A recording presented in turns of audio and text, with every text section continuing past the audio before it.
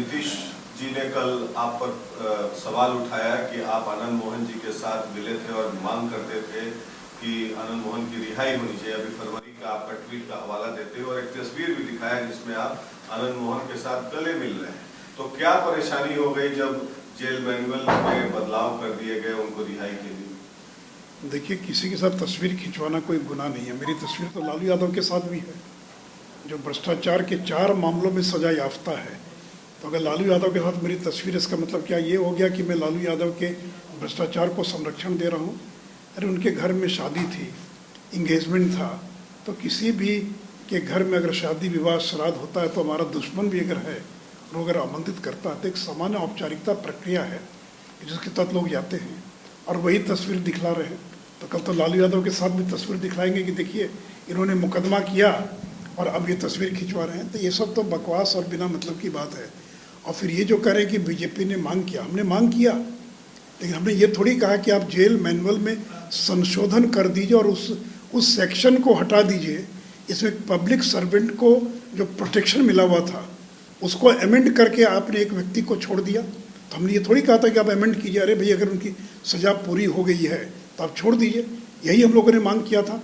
लेकिन आपने तो अपने राजनीतिक स्वार्थ के लिए जिस जेल मैनुअल को 2016 में आपने इतना स्ट्रिंजेंट बना दिया, 2012 का जो जेल मैनुअल था उसमें कहता वुड बी इंटाइटल्ड, यानी अगर कोई undergoing life sentence would be entitled, यानी अगर कोई व्यक्ति अगर उसका 20 साल पूरा हो गया है तो वैसी स्थिति में उस पर विचार किया जा सकता है। 20 वर्षों तक कारावास पर रहने के बाद ही समय पूर्व मुक्ति हेतु विचार किए जाने के हकदार होंगे। ये था 2012 का कानून। और 2016 में आपने क्या किया कि निम्नलिखित कोटियों के बंदियों को 20 वर्षों तक कारावास पर रहने के बाद भी समय पूर्व मुक्ति हेतु विचार किए जाने के हकदार नहीं होंगे। तो 2012 में बहुत कमज़ोर था, यानी बहुत फ्लेक्सिबल था कि 20 साल पूरा कर लिया तो उसका वो हकदार हो सकता है विचार करने के लिए।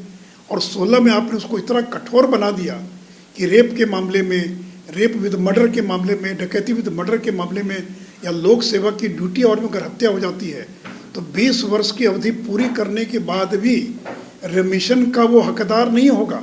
इतना कठोर बना दिया कि वो हकदार नहीं होगा।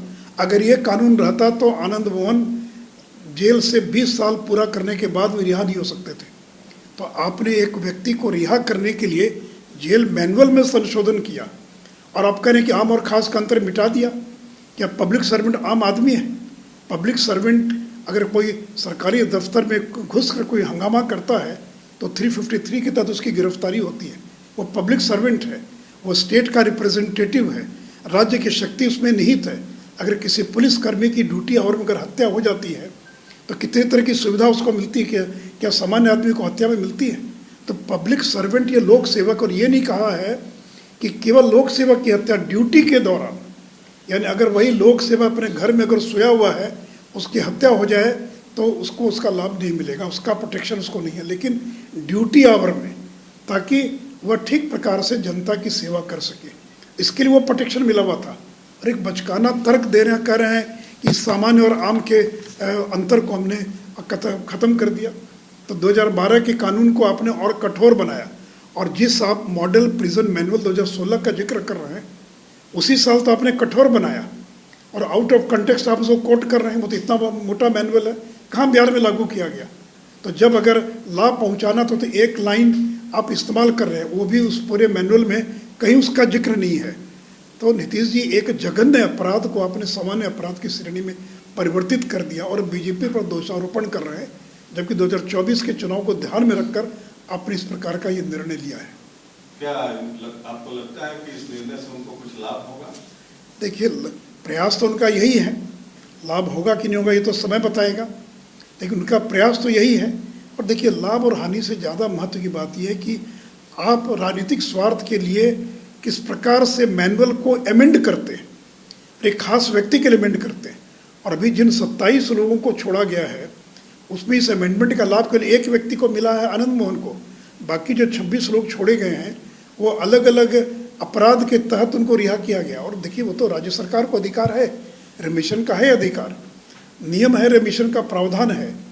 लेकिन एक खास व्यक्ति को छोड़े जाने के लिए जो एक कठोर कानून आपने बनाया 2016 के अंदर, उसकी एक पंक्ति को आपने हटा दिया और यह कर रहे हैं कि हमने आम और खास के अंतर को ख़त्म कर दिया। ये इतना भद्दा मजाक है उन लाखों सरकारी कर्मचारियों के साथ, आपका एक भद्दा मजाक है कि उनको जो एक प्रोटेक्शन मिला हुआ था कि वो निष्पक्ष होकर ईमानदारी से सेवा कर सकें, उनको आपने एक्सपोज कर दिया।